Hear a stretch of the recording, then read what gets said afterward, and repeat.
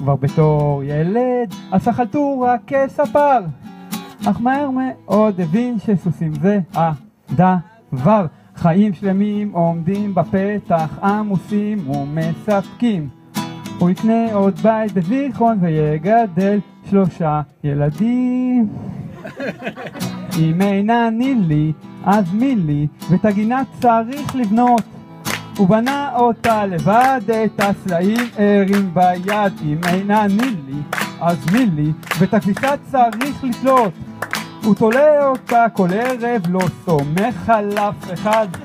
הוא תולה אותה כל ערב, לא סומך על אף אחד. הוא היה בקוסטה ריקה, ביפן ונפל. בקיצור חרש את כל העולם. מטייל בקיץ, גולש בחורף, ועושה טרק באביב. אין ספק שאילן מזיה הוא אדם מגניב. שם גדל בתוך המשק בין פרה לבין עז, ולהיות המנכ"ל של המוקד הוא לא פינטז.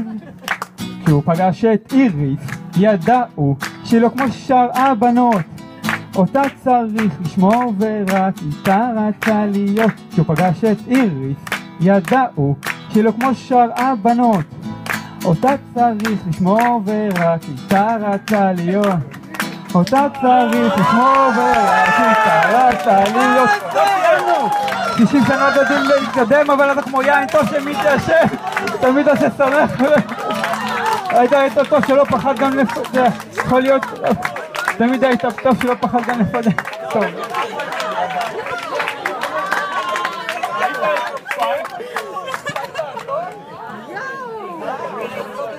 אבל התאמנתי על זה, יש לנו עוד לשיר באמת.